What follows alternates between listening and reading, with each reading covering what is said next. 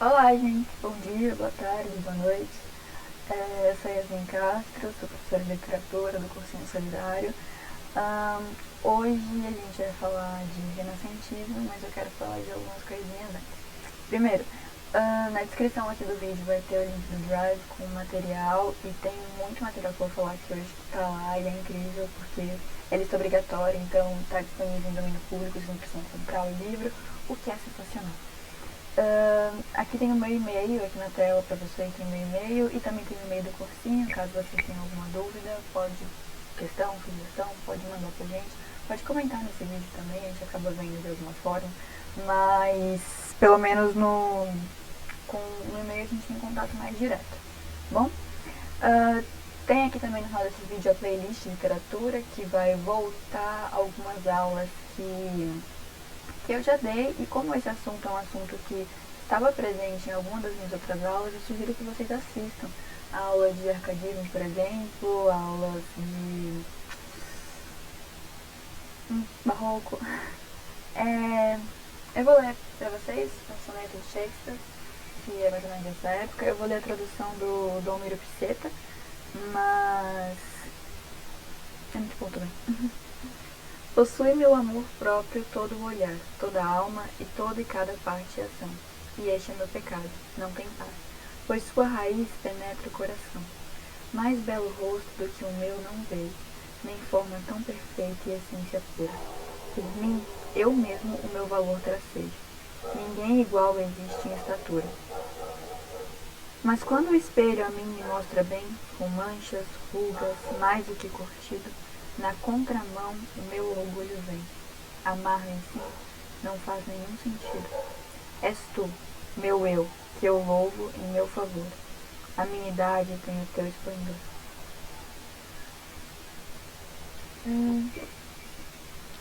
Hoje eu vou falar de renascimento e vou explicar por que eu vou falar de renascimento hoje. Primeiro, essa aula está sendo gravada, então a gente vai mudar um pouquinho os esquemas.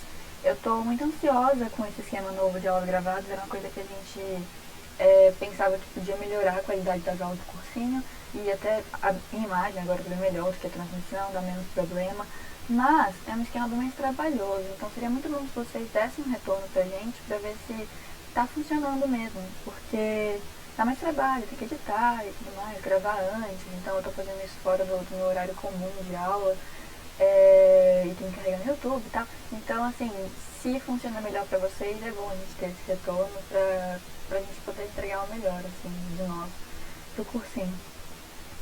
Então, vou falar de renascimento por dois motivos. Um é mais pessoal mesmo, eu tenho muito material de segunda geração romântica. Quem estava acompanhando as aulas sabe que eu dei aula de primeira geração romântica semana passada. E eu tenho muito material disso na minha casa, e eu não estou em casa. Então, assim que eu retornar, eu consigo fazer uma aula melhor para vocês. E segundo, porque até na última aula de romantismo a gente falou um pouquinho de arte clássica, e eu dei pouco panorama disso, porque eu expliquei pra vocês que isso aconteceu mais na Europa, só na Europa, e foi acontecer muito depois no Brasil esse retorno ao classicismo. Então eu dei uma pulada, falei que falava depois, justamente pra falar sobre Camões junto. Então hoje a aula vai ser um combo, vai ser arte greco-romana, que é o meu xodó, em algumas questões técnicas e tudo mais, iluminismo, renascentismo e classicismo. E eu vou falar de sonetos de Camões, que é a lista obrigatória da Unicamp. Enfim, vai ser muito bom.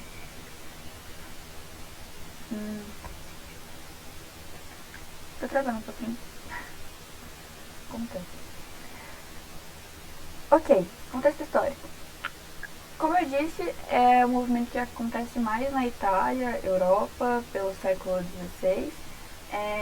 É muito europeu. Nessa época o Brasil estava pensando em receber português ainda, a gente ainda vivia na paz nativa brasileira, mas é o começo da Idade Moderna, é logo no fim da Idade Média, então é esse momento de transição. E eu peguei uma perspectiva muito boa sobre isso, um texto que eu li, sobre esse contexto histórico, que fala justamente sobre essa dualidade e traz essa noção de que o Renascimento é um mito. Um mito nos dois sentidos da palavra.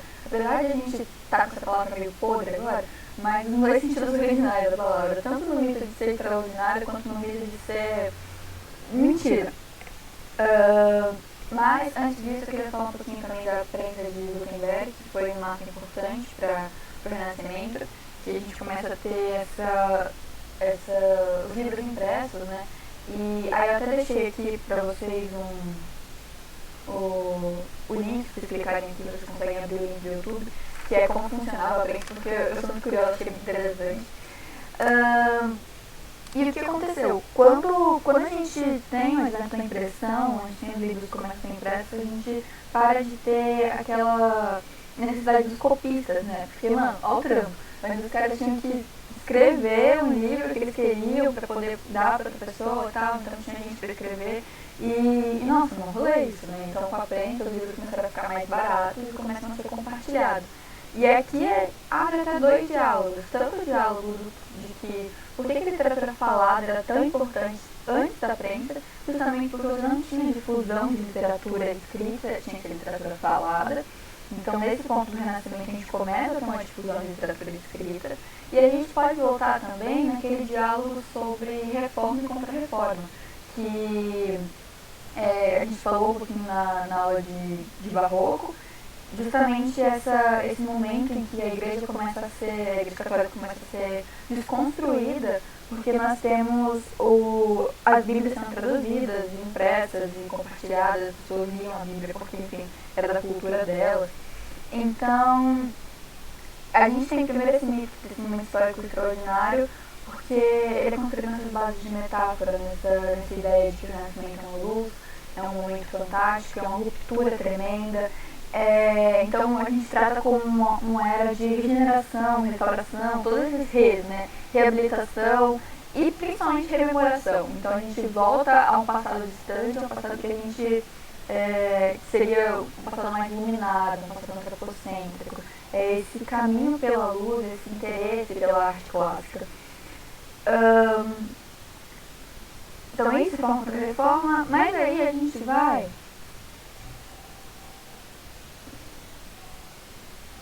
para a segunda noção de mito, que é essa noção de que, essa construção de que a gente tem esse contraste entre renascimento, luz, um momento estrondoso, assim, maravilhoso, e a Idade Média, que é esses muitos séculos de nada, assim, essas trevas. Vou ler esse pedacinho do ensaio que eu li para vocês. Como outros filhos que se rebelam contra a geração dos pais, estes homens desviam mais do que julgavam a Idade Média, que tão frequentemente denunciavam. Se sobreestimaram a sua distância do passado recente e subestimaram a sua distância do passado longínquo. A antiguidade que tanto admirava. A sua versão do Renascimento era um mito na medida em que se apresentava como descrição enganadora do passado, em que era um sonho, um desejo cumprido, uma reencenação ou representação do antigo mito do eterno retorno.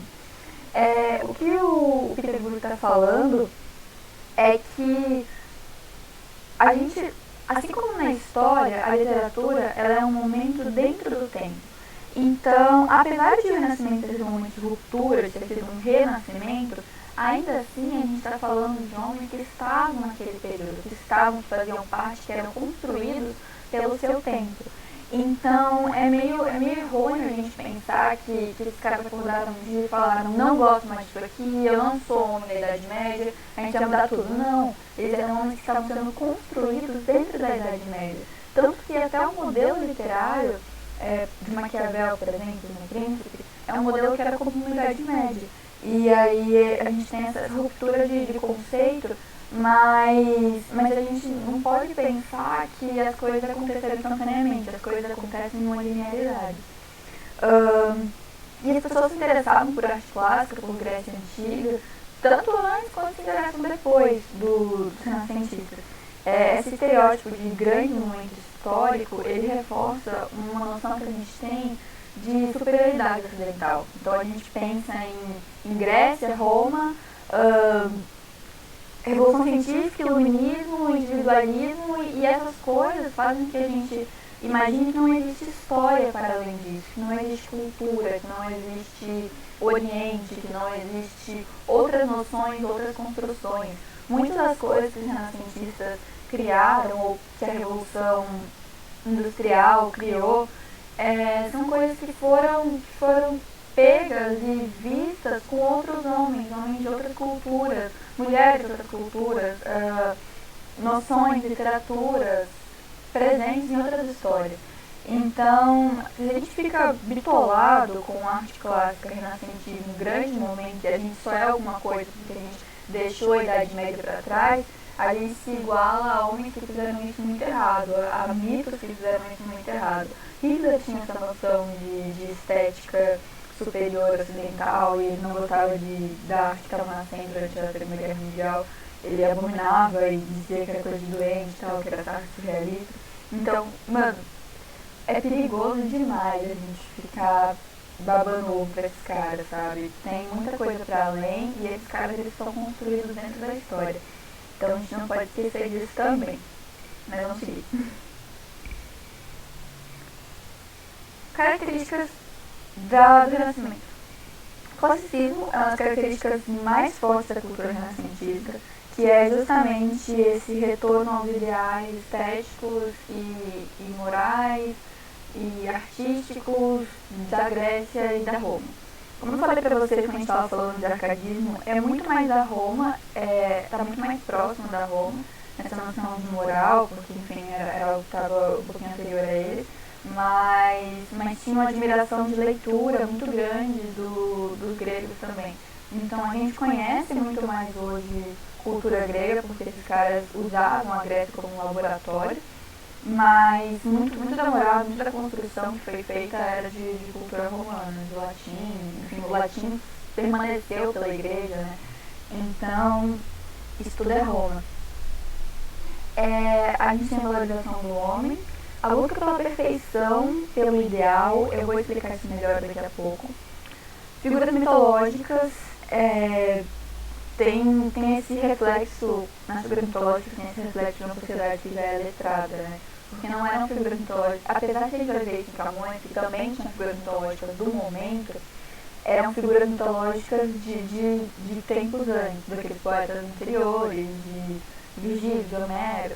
Então, essas figuras, quando elas aparecem, elas são esse reflexo de homens que já leem, que já estudam, que já têm contato com essa literatura. E o foco na individualidade. A idealização, então, essa noção de perfeição, de ideal, a gente vai ter estudo de Platão, que é um filósofo da Grécia Antiga, só que ele vai ser muito contextualizado. Então, por exemplo, mas a gente pega, por exemplo, o Banquete de Platão, que é um diálogo sobre Eros, sobre o amor, é algo que eles não queriam ler, porque falava de relações homoafetivas e relações que já não cabiam mais no contexto desses homens da Idade Média. Então ele precisa ser contextualizado, segundo que os caras... Por isso que é importante também entender essa noção de contexto, porque a gente está falando de homens que pegam a literatura da Grécia Antiga e usam da forma que eles querem, da forma que eles aprenderam, no contexto que eles vivem. E muito disso em Shakespeare, esses são meus que eu li para vocês. Shakespeare também, ele escreve, ele se apaixona por um homem, e aí ele faz esses sonetos falando desse homem mais novo que ele se apaixona. E isso é completamente grego, né, platônico, essa relação entre o homem mais velho e o homem mais novo. Mas ele está o tempo todo se martirizando por isso é errado, porque, enfim, está dentro da sociedade dele, do contexto dele, da ideia que a gente adotou para isso. Em Platão, a gente lê essa discussão completamente natural entre essa relação entre dois homens, uma relação psicológica, de aprendizado. E em Shakespeare a gente lê isso como um martírio, uma dor, uma tristeza, não posso me apaixonar por esse homem. Então, Platão ele vai discutir essa estética, essa sociedade perfeita, mas vai ser uma forma de diálogo, vai ser algo que que dá facilidade para interpretação em outras culturas. Eu descrevo aqui como vagamente escreve isso, mas o Platão e Aristóteles, Sócrates, que era esse cara que o Platão acompanhava, escrevia sobre, junto, e as coisas que ele dizia,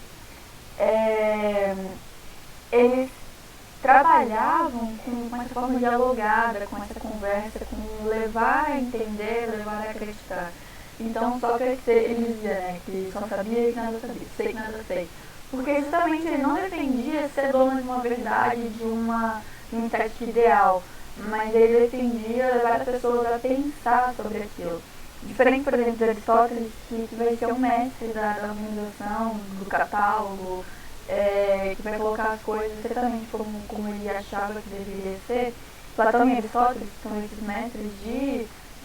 Platão e Sócrates, meu Deus do céu, são esses mestres de Aristóteles. Eles não tinham isso, eles tinham uma noção de filosofia da conversa, sabe?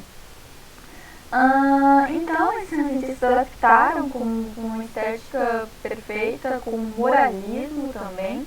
E é daqui que a gente vai ver nascer filósofos conhecidos como Maquiavel, Rousseau, Hobbes, ou seja, gente que defende, vocês lembram, né? Não sei se vocês lembram, mas vocês vão ver em filosofia, provavelmente, os professores aqui vão falar disso também, se não falaram, peço perdão, mas vocês vão ver que esses homens, eles definem o que é o homem, a natureza do homem, com base nesse classicismo, nessa moral renascentista. Mas são assuntos muito delicados que eles falam com uma vontade de se desvendar perfeitamente, sabe? Tipo, o homem é mau por isso, o homem é bom por isso, e é isso.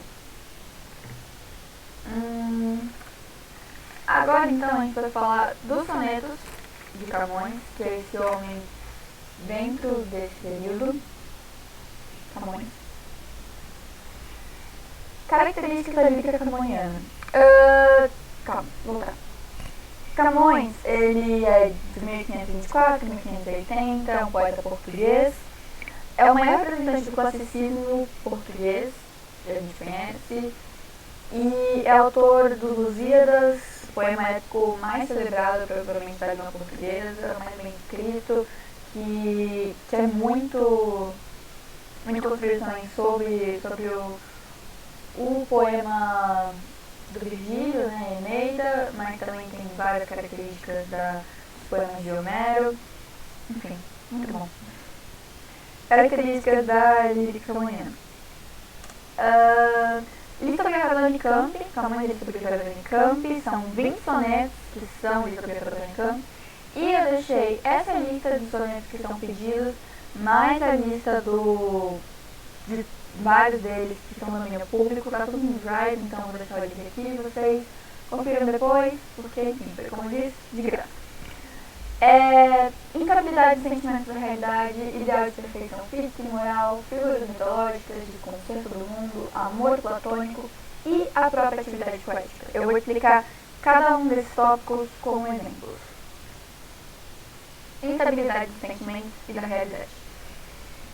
Esse poema é provavelmente o mais famoso de Camões, tem uma música do Legião Urbana que usa ele, faz uma intertextualidade com o texto da Bíblia, 1 Coríntios 13. Vamos lá. Amor é fogo que arde sem se ver. Calma, outra vez. Amor é fogo que arde sem se ver, é ferida que dói e não se sente, é um descontentamento descontente. Ai, desculpa, gente. A aula gravada, mas o erro continua mesmo, tem que errar alguma coisa. Vamos de novo, foi muito bom. Amor é fogo que arde sem se ver, é ferida que dói e não se sente, é um contentamento descontente, é dor que desatina sem dor. É um não querer mais que bem querer, é um andar solitário entre a gente, é nunca contentar-se de contente, é um cuidar ignorante e perdido. É querer estar preso com vontade, é servir a quem vence o vencedor, é ter com quem nos mata lealdade. Mas como causar pode seu favor nos corações humanos a amizade, ser tão contrária a si mesmo é o amor. Vocês veem que é um poema carregado de antítese. A gente já falou de antítese um dia, eu acho, mas essa noção de que o amor é um fogo que arde e não se vê. É ferida que dói e não se sente. São ideias contrárias, mas que estão se complementando dentro desses versos. Que justamente constrói esse sentimento de efemeridade, de sofrimento, de instabilidade, das coisas nunca pararem da forma que o lírico quer. Ideal de perfeição física e moral. Transforma-se o amador na coisa amada, por virtude de muito imaginada. Não tenho logo mais que desejar, pois em mim tenho parte desejada. Se nela está a minha alma transformada, que mais desejo o corpo se alcançar? Em si somente pode descansar, pois consigo tal alma está guiada. Mas essa linha pura e sem ideia, que como um acidente em seu sujeito, assim como minha alma se conforma, está no pensamento como ideia, e o vivo e puro amor que sou feito, com a matéria simples busca forma. Essa perfeição de ideia, né, essa alma, essa noção de que é pura, só na ideia, de que é intocável na alma, é totalmente essa noção de Platão de mundo das ideias, em que o mundo só é perfeito no imaginável, o mundo real nunca vai atingir o mundo idealizado. Figuras mitológicas. 7 anos de pastor, Jacó servia Labão, pai de Raquel, serrana dela. Mas não servia ao pai, servia a ela, e a ela só por prêmio pretendia. Os dias, na esperança de um só dia, passava contentando-se com vê-la. Porém, o pai, usando de cautela, em lugar de Raquel, lhe dava dia. Vendo o triste pastor com seus enganos, lhe fora assim negada sua pastora, como se não tivera merecida. Começando de servir outros 7 anos, dizendo, mas servia se não fora para tão louco amor, tão curta vida. A Unicamp vai priorizar a mitologia cristã dos sonetos, porque, acredito eu, que elas têm um aspecto mais social, justamente porque é do contexto do escritor, apesar de que eu não vi nenhum poema que trata apenas de mitologia greco-romana que a Unicamp escolheu, pode ser que tenha, mas tem esse caráter mais social quando você fala de uma religião que está no dia a dia do escritor. Então aqui você vê que a história de Jacó, Labão, Raquel, Lia, não sei o quê, que é uma história cristã, mas se você for interpretar esse poema bem, ele vai falar de um momento histórico de Portugal que é bem interessante. Desconcerto do mundo. Cá nessa Babilônia, onde emana a matéria quanto mal o mundo cria, cá onde puro amor não tem valia, que a mãe que mandou mais pro profana, cá onde o mal se afinha e o bem se dana, e pode mais que a honra a tirania, cá onde está errada a cega monarquia, cuida que um nome em vão a desengana. Cá neste labirinto onde a nobreza com esforço de saber pedindo vão às portas da cobiça e da beleza. Cá, nesse escuro caos e confusão, cumprindo o curso de toda a natureza. Vê se me esquecerem de ti, Sião. Tá vendo? Aqui também tem essas figuras da mitologia cristã e claramente um cunho mais social. A gente tá falando da errada, da cega monarquia. Então, esse mundo que está errado, esse mundo iluminista que é mudança, o cunho social da mitologia cristã. E a Unicamp, ela é boba, ela não pegou o poema mais bonito de desconcerto do mundo, então sou diferente. Amor platônico. Busque amor, novas artes, novo engenho, para matar-me em novas esperanças, que não pode tirar minhas esperanças, que mal me tirará aquilo que eu não tenho.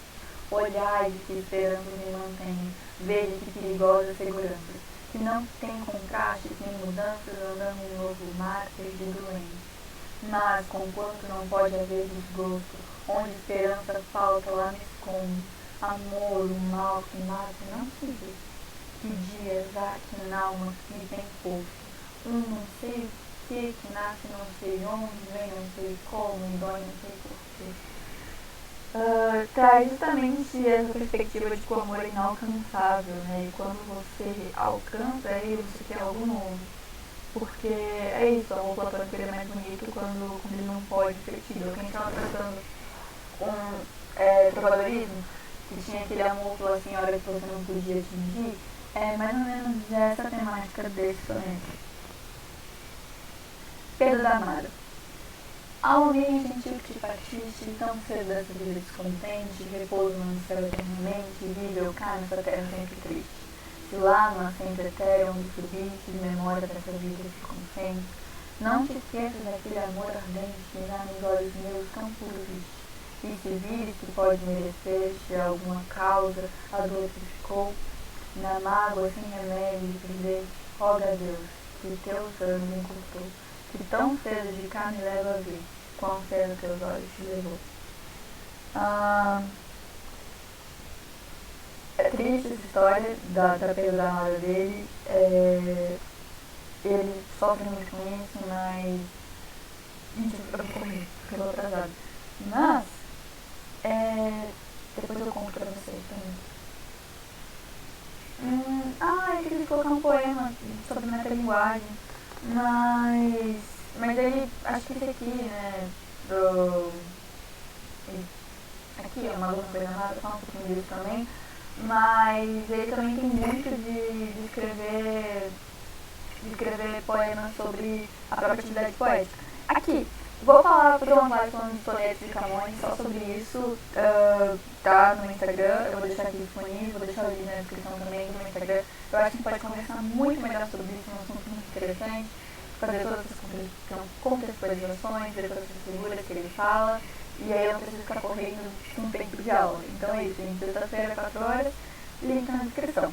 Indico também um filme belíssimo que eu vi para fechar esse parêntese de dualidade entre iluminismo e Idade Média, que se chama Elizabeth e a Idade de Ouro, tá na Netflix, tem uma estética maravilhosa, fala bastante desse estereótipo, mostra bastante esse estereótipo que a gente tem de luz e trevas, tipo, na estética deles mesmo, eles fazem isso, e é fantástico, vou escrever aqui na descrição para vocês também.